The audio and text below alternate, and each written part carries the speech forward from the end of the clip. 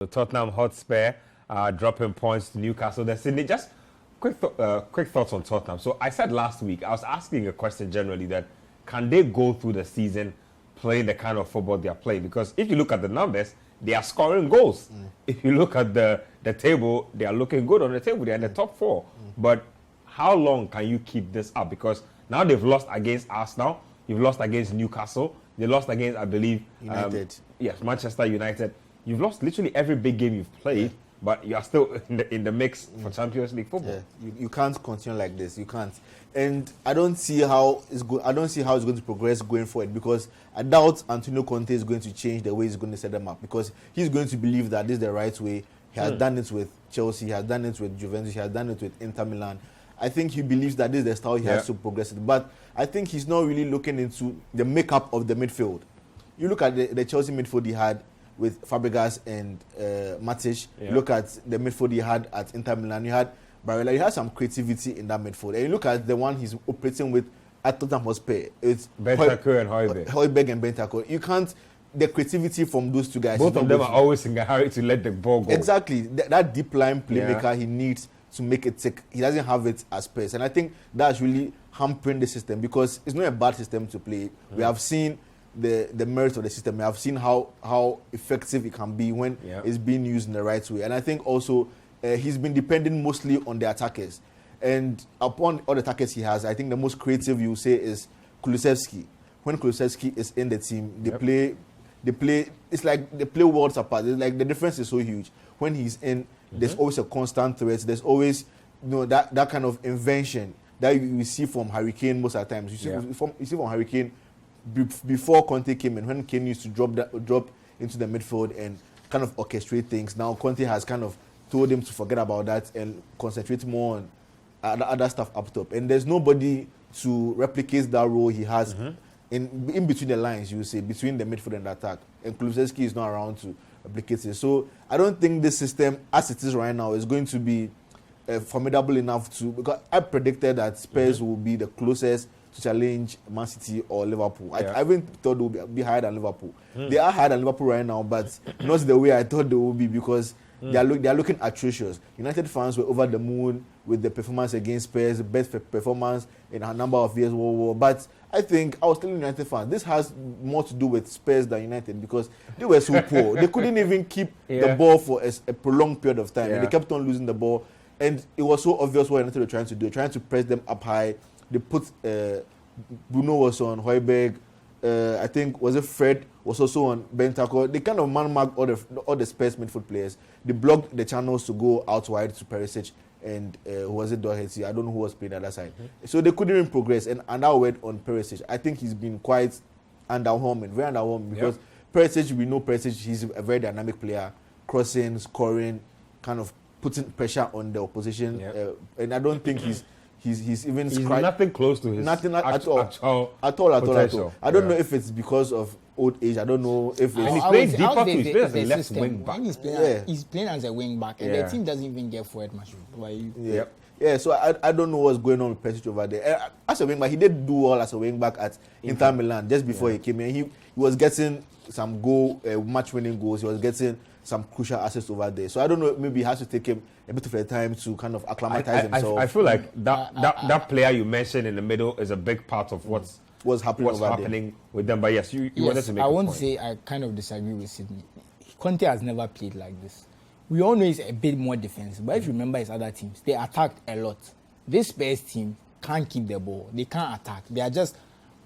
watching them is painful. Like, his other teams were functional, but they were direct. They used to get things done. Remember his Chelsea team? They won a lot of points. They won 90 points. This team will struggle to win 70 if you are being frank. It's just that the quality of Kane and Son is bailing them out. Like, we've seen a lot of Conte. We've seen him at Juventus. We've seen him at Inter. We've seen him at Chelsea. So we know that there are teams that can attack. And I'll be honest, you're right. That lack of midfielder is really hurting them. And that's why I said this is probably the worst Conte team I've seen. And I said at the beginning of the season, I thought they would win the league, because I thought they'd actually play football. I expected them to come and play football this season. They've barely played football. If you watch, and this week has really solidified it for me. Against Chelsea, I said, okay, maybe Chelsea have a better midfield. They were dominated. They still got the result.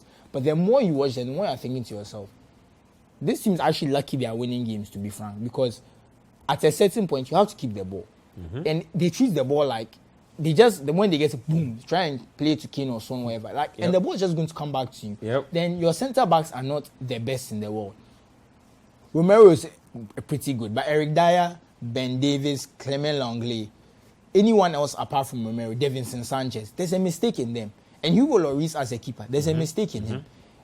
So if you are playing with players who are so error-prone, and you keep on putting pressure on them, keep making them having to defend, bad things are going to happen. The first and second goals, you can argue they were both Lloris's fault. The ball comes. Why don't you clear the ball? Your touch is not secure.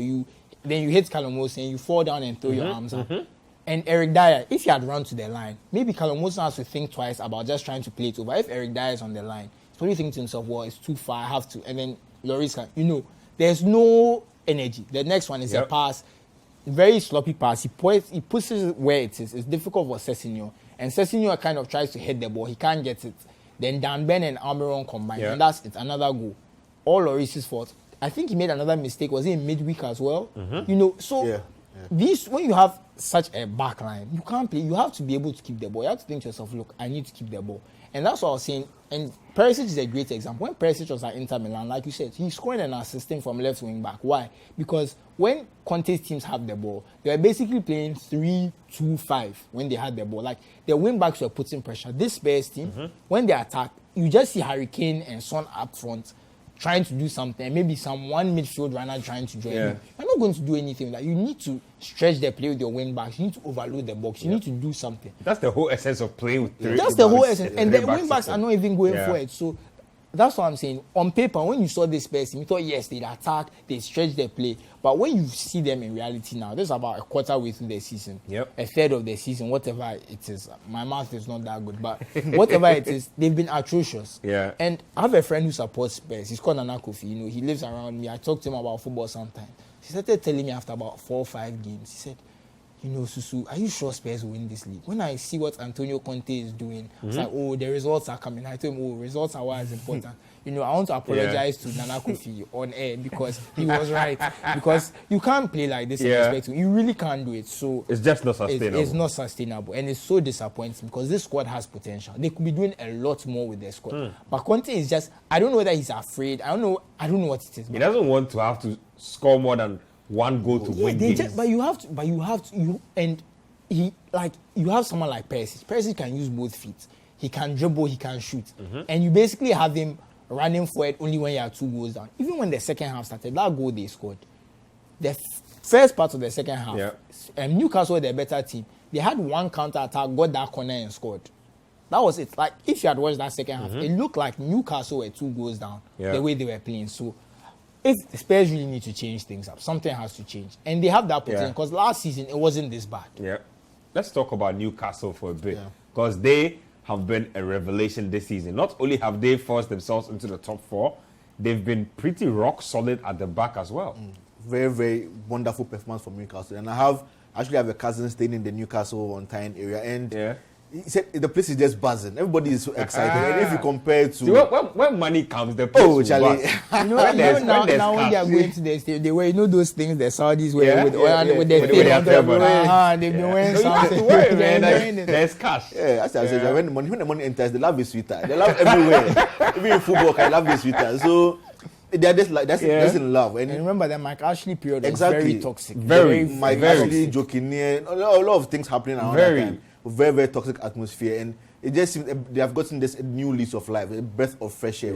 With the Saudi cash coming in, and with Eddie Howe, we can't understate his importance because he's been magnificent. Even when he came in last season, when they had not yet made any signings, he just came in. I think it was just maybe Trippier or somebody else. Who did they give manager of the season that they should have given to Eddie Howe? Because clearly he was my vote for manager. From the period he came into the end of the season, I think he racked up more points than any other manager. Yeah, because he came in, they were dead last when he came in. They were bottom. And the first game he played, I think... everybody thought they were going to get relegated with their money. Exactly. And he just transformed the whole place. And you can see this a very tactically astute manager. He knows what he wants from his group of players. And he has his way of giving them his message, kind of transmitting his message to the players. And they are doing what he's asking for. And the few players as he has managed to get so far, they are performing excellently well. Sven Botman is doing so well. Botman is a big buy. Bruno Guimaraes,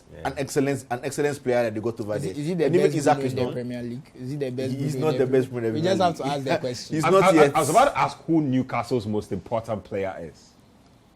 It's hard to put a finger on it. Bruno Guimaraes. I think. No, but even in his absence, they still play perform well, so well. So but even the best part about this Newcastle team is not being carried by the new guys. Yeah. The guys who were there before have taken their game to the next level. Yeah. And Almiron is the biggest example. We all remember Almiron. He's gone up We several all remember notches. what they said about him during the Man City title career. We all remember. And look at him now. Jack Grealish will be looking out for the Almiron performances. Jack Grealish, the goals Almiron has scored this month. Yeah. Those are the goals he scored since January. Crazy stuff. Yeah. Let's take another